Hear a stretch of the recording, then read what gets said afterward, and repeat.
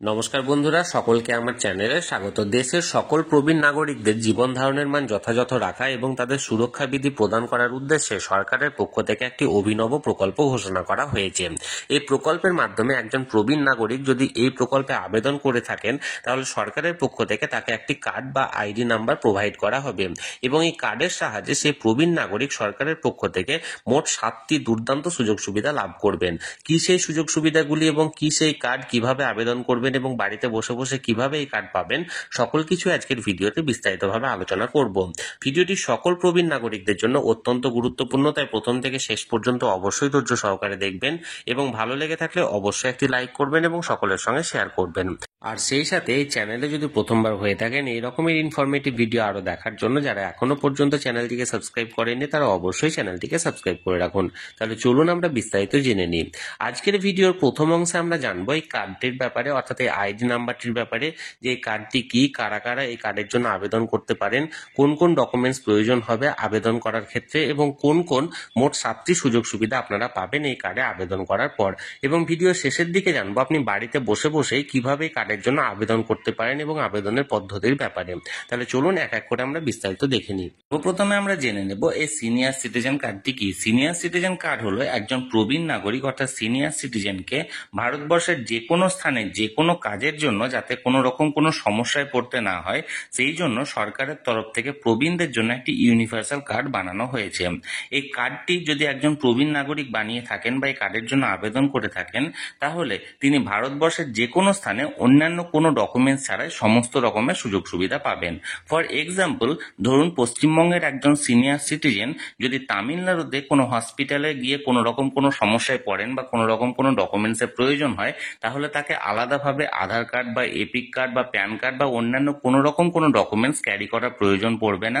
শুধুমাত্র এই senior citizen কার্ডটি থাকলে তিনি তামিলনাড়ু সেই হসপিটালে নিজের সমস্যা তিনি এখানে সারিয়ে নিতে পারবেন। এবং শুধু এই হসপিটাল বলে না, যে কোনো স্থানে অর্থাৎ সমগ্র ভারতবর্ষের যে কোনো স্থানে যে কোনো সমস্যার জন্য সিনিয়র সিটিজেনকে অন্য কোনো ডকুমেন্টসের প্রয়োজন হবে না। শুধুমাত্র এই সিনিয়র সিটিজেন কার্ডটি থাকলেই তিনি সমস্ত রকমের সুযোগ সুবিধা পাবেন। এবার আমরা জানবো এই সিনিয়র সিটিজেন কার্ডের জন্য আবেদন কারা কারা করতে পারেন। এই সিনিয়র সিটিজেনে আবেদন করার জন্য সেরকম কোনো কঠোর নিয়ম নেই। আপনি পুরুষ বা মহিলা যেই হন না কেন, আপনার বয়স যদি 60 বছরের বেশি হয়ে থাকে, তাহলে আপনি এই সিনিয়র সিটিজেন কার্ডের জন্য আবেদন করতে পারেন। আর দ্বিতীয় যে এলিজিবিলিটি ক্রাইটেরিয়ার মধ্যে পড়ছে সেটা হলো আপনাকে অবশ্যই ভারতীয় নাগরিক হতে হবে। আপনি যদি এনআরআই হয়ে থাকেন তাহলে আপনি এই সিনিয়র সিটিজেন কার্ডের জন্য আবেদন করার জন্য যোগ্য নন। এবার আমরা জানবো এই সিনিয়র সিটিজেন কার্ডে আবেদন করতে গেলে আপনার কোন কোন ডকুমেন্টসের প্রয়োজন। এই কার্ডের জন্য আবেদন করার ক্ষেত্রে আপনার যে সমস্ত ডকুমেন্টসগুলি লাগবে সেগুলি হলো 1 কপি কালার পাসপোর্ট সাইজের ছবি, 2 জন্ম তারিখের প্রমাণপত্র এবং 3 হলো ঠিকানার প্রমাণপত্র। অর্থাৎ এই 3টি ডকুমেন্টস যদি আপনার থেকে থাকে তাহলে আপনি সিনিয়র সিটিজেন কার্ডের জন্য আপনি আবেদন করতে পারেন। এবার আমরা এক এক করে জেনে নেব এই সিনিয়র সিটিজেন কার্ডে যদি আপনি বানিয়ে রাখেন তাহলে আপনি কোন কোন 10টি সুযোগ সুবিধা পাবেন। এই কার্ড থেকে থাকলে আপনি সর্বপ্রথম যে সুবিধাটার জন্য আবেদন করতে পারবেন সেটা হলো আরো উন্নততর বা সহজতর ব্যাংকিং ফেসিলিটি। আমরা মোটামুটি সকলেই জানি একজন প্রবীণ নাগরিক বা সিনিয়র সিটিজেন ভারতবর্ষের যে কোনো ব্যাংকে অন্ততপক্ষে 0.5 থেকে 1% পর্যন্ত সুদের হার বেশি পেয়ে থাকেন সাধারণ নাগরিকদের থেকে। অর্থাৎ যেখানে একজন সাধারণ নাগরিকরা কম বেশি 7%-এর আশেপাশে সুদ পেয়ে থাকেন, সেখানে একজন সিনিয়র সিটিজেন তার নিজের ডিপোজিটের উপর 7.5 থেকে 8% পর্যন্ত সুদ পেয়ে থাকেন। এছাড়াও যদি কোনো সিনিয়র সিটিজেনের বয়স 70 বছরের বেশি হয়ে থাকে, তাহলে সেই প্রবীণ নাগরিকরা ডোর স্টেপ ব্যাংকিং ফেসিলিটির জন্য আবেদন করতে পারেন সংশ্লিষ্ট ব্যাংকে। এই ডোর স্টেপ ব্যাংকিং ফেসিলিটি হলো আপনি ব্যাংকে যেতে যদি অক্ষম হন, তাহলে সেক্ষেত্রে ব্যাংকের তরফ থেকে ব্যাংকের কর্মীরা আপনার বাড়িতে এসে আপনাকে ব্যাংকের যে সমস্ত সুযোগ সুবিধা অর্থাৎ টাকা তোলা বা টাকা জমা দেওয়া এই ধরনের সুযোগ সুবিধাগুলি আপনাকে প্রদান করবে। অর্থাৎ আপনি বাড়িতে বসে বসে ব্যাংকের সমস্ত ধরনের ফেসিলিটিগুলি পাবেন, যেটি হলো ডোর স্টেপ ব্যাংকিং ফেসিলিটি। এটা যদি আপনি 70 বছরের বেশি বা আপনার বয়স হয়ে থাকে তাহলে সেক্ষেত্রে ডোর স্টেপ ব্যাংকিং ফেসিলিটির জন্য আপনি আবেদন করতে পারেন। এর পরের যে সুবিধাটা একজন প্রবীণ পাবেন এই কার্ডটি বানালে সেটা হলো ওয়েলফেয়ার স্কিমে প্রবীণদের এন্ট্রি। একজন প্রবীণ নাগরিকের বয়স যদি 60 বছরের বেশি হয়ে থাকে তাহলে তাকে ন্যাশনাল ইন্স্যুরেন্সের পক্ষ থেকে বরিষ্ঠ মেডিক্লেম পলিসি ঘোষণা করা হয়েছে, যেটি তাকে প্রদান করা হবে। এই পলিসিটি যদি একজন প্রবীণ নাগরিক পেয়ে থাকেন তাহলে সেক্ষেত্রে এই পলিসির মাধ্যমে 1 লক্ষ টাকার চিকিৎসা বিমা ফ্রি পাবেন একজন প্রবীণ নাগরিক, এবং তার পাশাপাশি 2 লক্ষ টাকার ক্রিটিক্যাল ইন্স্যুরেন্সের সুবিধা পাবেন সেই প্রবীণ নাগরিক। 1 লক্ষ টাকার চিকিৎসা বিমা অর্থাৎ আপনাকে যদি কোনো রকম কোনো চিকিৎসার কারণে 24 ঘন্টা বা তার বেশি সময় আপনাকে হসপিটালাইজ থাকতে হয়, তাহলে সেক্ষেত্রে আপনি 1 লক্ষ টাকার চিকিৎসা বিমা ফ্রি পাবেন। এবং আপনার যদি ক্রিটিক্যাল কোনো রোগ হয়, যেমন ধরুন ক্যান্সার বা হার্ট রিলেটেড বা আপনার অন্যান্য ধরনের যে সমস্ত ক্রিটিক্যাল ইলনেসের মধ্যে পড়ে, সেইগুলো যদি কিছু হয়ে থাকে তাহলে আপনি 2 লক্ষ টাকার এককালীন সহায়তা পাবেন এই বরিষ্ঠ মেডিক্লেম পলিসির আন্ডারে। পরের যে সুবিধাটা একজন প্রবীণ নাগরিককে দেওয়া হবে সেটা হলো চিপার এয়ার টিকিট অর্থাৎ এয়ার ফেয়ারের উপর কনসেশন। একজন প্রবীণ নাগরিক যে কোনো সরকারি এয়ারলাইন্সে 40 থেকে 50% পর্যন্ত ডোমেস্টিক ফ্লাইটের ক্ষেত্রে টিকিট মূল্যে ছাড় পেতে পারে যদি তার এই কার্ডটি বানানো থাকে। অর্থাৎ আপনি উইদিন ইন্ডিয়া ভারতবর্ষের মধ্যে যে কোনো ডোমেস্টিক ফ্লাইটে আপনি যদি ইকোনমি ক্লাসে ভ্রমণ করে থাকেন তাহলে আপনাকে টিকিট ফেয়ারের উপর 40 থেকে 50% পর্যন্ত ছাড় দেওয়া হবে। এর পরের যে সুবিধাটা একজন প্রবীণ নাগরিককে দেওয়া হবে সেটা হলো ইনকাম ট্যাক্স বেনিফিট, যেখানে একজন সাধারণ নাগরিকরা 2.5 লক্ষ টাকা পর্যন্ত ইনকামটা ট্যাক্স ফ্রি হিসাবে পেয়ে থাকেন, সেখানে একজন সিনিয়র সিটিজেনকে দেওয়া হয় 3 লক্ষ টাকা পর্যন্ত ইনকামটাকে ট্যাক্স ফ্রি করার সুযোগ, এবং একজন সুপার সিনিয়র সিটিজেনকে 5 লক্ষ টাকা পর্যন্ত ইনকাম ট্যাক্স ছাড় হিসাবে ঘোষণা করা হয়। এছাড়াও টিডিএস এর উপর যে ছাড়টা, সেটা যেখানে একজন সাধারণ নাগরিক 40,000 টাকা পেয়ে থাকেন, সেখানে একজন সিনিয়র সিটিজেনকে 50,000 টাকা পর্যন্ত টিডিএস অর্থাৎ ইন্টারেস্ট থেকে প্রাপ্ত মানে ডিপোজিটের উপর থেকে প্রাপ্ত যে ইন্টারেস্ট, সেই ইন্টারেস্টের উপর 50,000 টাকা পর্যন্ত টিডিএস ফ্রি হিসাবে এখানে ঘোষণা করা হয়। এর পরের যে সুবিধাটা পাবেন সেটা হলো রিডিউস টেলিফোন চার্জেস। একজন প্রবীণ নাগরিক যদি কোনো সরকারি বিএসএনএল বা এমটিএনএল টেলিফোনের সুবিধা গ্রহণ করে থাকেন তাহলে সেক্ষেত্রে এই সুবিধা নেওয়ার জন্য 25% থেকে 30% পর্যন্ত বিনামূল্যে ইনস্টলেশন চার্জ নেওয়া হবে। এরপর যে বিলটা হবে সেই বিলের ওপরও তাকে ডিসকাউন্ট প্রদান করা হবে যদি তার এই কার্ডটি বানানো থাকে। এরপর যে সুবিধাটা পাবেন সেটা হলো ইজিয়ার পাসপোর্ট ফেসিলিটি, অর্থাৎ একজন প্রবীণ নাগরিক যদি পাসপোর্টের জন্য আবেদন করে থাকেন তাহলে সেক্ষেত্রে তার এই পাসপোর্ট বানানোটি এবং পাসপোর্টটি তাকে প্রদান করার জন্য তাকে আরো সহজতর সুবিধা প্রদান করা হবে এবং খুব তাড়াতাড়ি তার পাসপোর্টটি বানিয়ে দেওয়া হবে, এবং সেখানে পাসপোর্ট বানানোর আবেদনের ক্ষেত্রে যে ফিটা আছে সেই ফি এর উপর তাকে কনসেশন দেওয়া হবে। এরপর যে সুবিধাটা একজন সিনিয়র সিটিজেন পেয়ে থাকবেন সেটা হলো প্রায়োরিটি ইন কোর্ট হিয়ারিং। এক্ষেত্রে যদি কোনো সিনিয়র সিটিজেন কোর্টে কোনো কেস করে থাকেন তাহলে সেক্ষেত্রে তার কেসটিকে আর্জেন্ট বেসিসে দেখা হবে, অর্থাৎ তার জন্য তার কোর্টের হিয়ারিং এর জন্য বেশি দিন তাকে ওয়েট করতে হবে না। খুব আর্জেন্ট বেসিসে তার সিনিয়র সিটিজেনদের কেসগুলি দেখা হয় এবং খুব তাড়াতাড়ি এই সকল কেসগুলি রায় প্রদান করা হবে।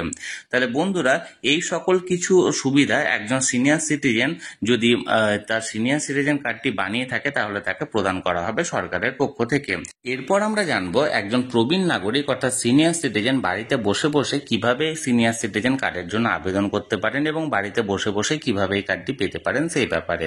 প্রথমত আপনাকে গুগলে সার্চ করতে হবে senior citizen card apply online বলে।